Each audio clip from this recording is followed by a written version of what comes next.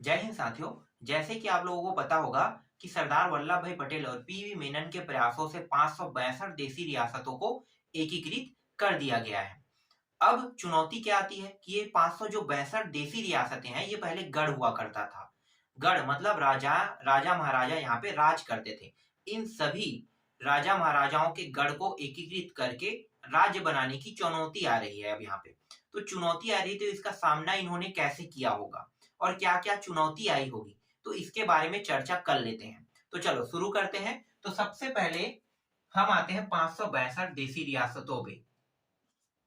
562 देसी रियासतें, ये 562 देसी रियासतें हैं। इन सभी को राज्य किस तरह से बनाया गया होगा, क्योंकि एक गढ़ जो है एक राज्य नहीं बन सकता है, कई गढ़ों को मिलाकर राज्य बनाया गया है। तो कैसे बना होगा और इसके पास चुनौती कौन कौन सी थी, तो चलो शुरू करते हैं। तो 27 नवंबर 1947 को राजेंद्र प्रसाद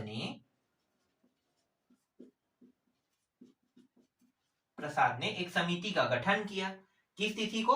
27 नवंबर 1947 को राजेंद्र प्रसाद ने एक समिति का गठन किया। इस समिति के अध्यक्ष इन्होंने बनाया एस के धर को। एस के धर को इस समिति का अध्यक्ष बना दिया। अब इसका रिपोर्ट आना है, तो रिपोर्ट कब आया होगा? तो रिपोर्ट 10 दिसंबर 1948 को रिपोर्ट आया। और इस रिपोर्ट में यह कहा गया है कि राज्यों को अगर आपको बनाना है तो भाषा के आधार पर नहीं बनाना है। तो किसके आधार पर बनाना है? तो बनाने की बात चली तो बताया इन्होंने कि इन्हें बनाना है प्रशासनिक आधार पर, भौगोलिक आधार पर और विकास के आधार पर राज्यों को बनाना चाहिए। इस रिपोर्ट के तहत यही कहा गया है। और इस समिति के समर्थन में आए पंडित जवाहरलाल नेहरू, सरदार वल्लभ भाई पटेल, पट्टाभी सीतारमैया।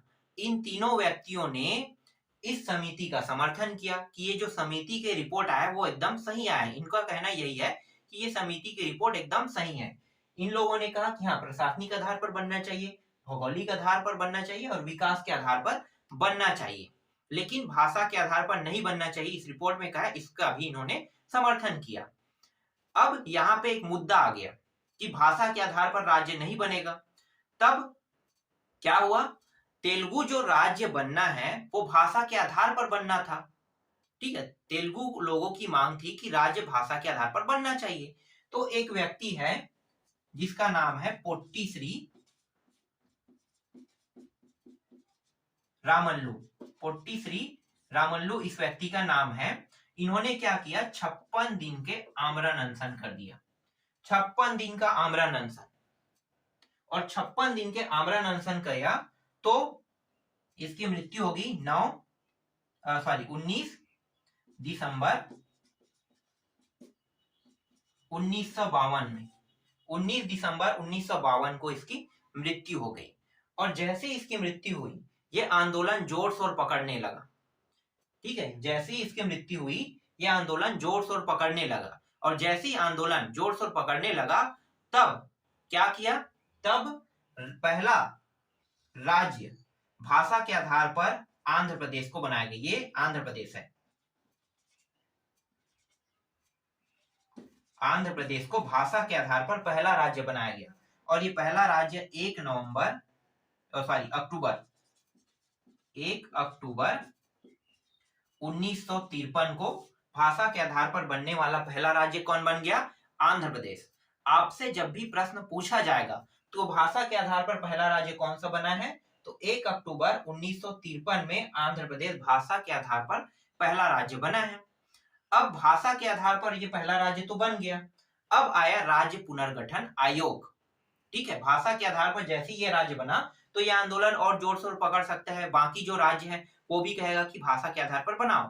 तो इन्होंने क्या किया कि राज्य पुनर्गठन आयोग लाया। राज्य पुनर्गठन आयोग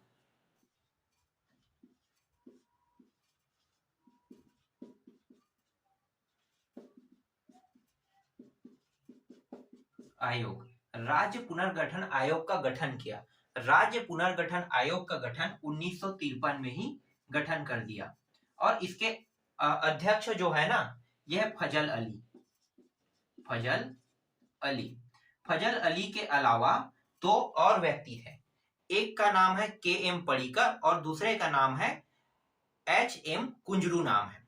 तो इन तीनों व्यक्तियों ने, राज्य पुनर्गठन आयोग में 3 व्यक्ति है और इन तीनों व्यक्तियों ने रिपोर्ट प्रस्तुत किया 30 दिसंबर 1955 को इन्होंने रिपोर्ट प्रस्तुत किया और इस रिपोर्ट के तहत राज्य पुनर्गठन आयोग आया 1956 में।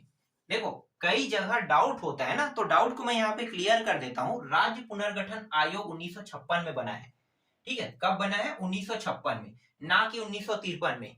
कई बार प्रश्न में 1953 दिया रहता है, आप लोग उठा लेते हो 1953 को। ये समिति का गठन, देखो समिति बना नहीं है, समिति के लिए, समिति बनाने के लिए गठन मतलब गठन किया गया है रिपोर्ट प्रस्तुत करने के लिए, ठीक है। रियल में गठन कब हुआ है समिति? 1956 को। तो 1953 को समिति बना है, ठीक है। समिति का रिपोर्ट आया 30 दिसंबर 1955 को। तो ये भी डेट नहीं लेना, लेना है किसको है? राज्य पुनर्गठन आयोग बना है 1956 में बना है, रियल डेट यही है। तो कई बुक जो है ना आधा आधा जानकारी देता है, तो आपको आधा जानकारी नहीं पढ़ना है, पूरी जानकारी पढ़ना है कि इस समिति का गठन किया गया, ठीक है। ये जानने के लिए गठन किया गया कि राज्य पुनर्गठन आयोग के तहत हम किन किन राज्यों को इस तरह से बांट सकते हैं भाषा के आधार पर। तो राज्य पुनर्गठन आयोग बना है 1956 में गठन हुआ है और ये समिति बना है कब? 1953 में समिति बना है और इसका रिपोर्ट आया है, रिपोर्ट है 30 दिसंबर 1955 को रिपोर्ट आया है और इसकी अध्यक्षता फजल अली, के.एम. पडिक्कर और हृदयनाथ कुंजरू ने किया है, ठीक है। याद रहेगा। देखो जैसे कि मैं आपको बिना देखे बता रहा हूं तो मुझे भी तो याद होगा ना ये सारी टॉपिकें, तभी तो मैं आपको बता रहा हूं। तो जिस तरह से मुझे याद है उसी तरह से आपको भी इन सारी टॉपिकों को याद रखना है, जिससे आप आसानी से पेपर में जैसे ये प्रश्न आता है तो आप आसानी से बना सकते हो, ठीक है। तो ये सारी बातें जो मैं आपको बता रहा हूं इन सभी को आपको याद रखना है, ठीक है। आगे चलते हैं। अब 1956 में ये समिति बन गया राज्य पुनर्गठन आयोग। इसके बाद राज्य पुनर्गठन आयोग जैसे ही आया, फिर इस पुनर्गठन आयोग के तहत 14 राज्य और 5 केंद्र शासित प्रदेश सामने आए। कितने राज्य? 14 राज्य और 5 केंद्र शासित प्रदेश बना। 14 राज्य 5 केंद्र शासित प्रदेश। तो उत्तर में क्या लेना है आपको? 14 राज्य और 5 केंद्र शासित प्रदेश लेना है। ये यूपीएससी का टॉपिक है, मैं सभी चीजों को क्लियर कर रहा हूं यहाँ पे। आप पीसीएस भी दिला सकते हैं, एसएससी भी दिला सकते हैं, पीएससी भी दिला सकते हैं, यूपीएससी भी दिला सकते हैं, ठीक है। जो भी एग्जाम दिलाना चाहो वो एग्जाम दिला सकते हो, बहुत ही बारीकी से बताया जा रहा है आप लोगों को। तो 14 राज्य 5 केंद्र शासित प्रदेश बना, लेकिन फजल अली ने क्या कहा कि राज्य बनने थे 16 राज्य बनना था कह रहा है और 3 केंद्र शासित प्रदेश बनना था। फिलहाल इनके बातों को नजरअंदाज कर दिया है। तो कई लोग ना 16 और 3 में टिक कर देगा, मुझे पता है, इसीलिए मैंने 16 और 3 को भी यहाँ पे लेकर आया हूं कि फजल अली ने कहा कि 16 राज्य बनना है और 3 केंद्र शासित प्रदेश बनना है, लेकिन बनाया कितना गया? 14 राज्य और 5 केंद्र शासित प्रदेश बनाया गया। तो ये हमारा मेन टॉपिक है, ठीक है। ये मुख्य टॉपिक है। अब राज्य कैसे बना है इसके बारे में हम लोग नेक्स्ट वीडियो में चर्चा करेंगे।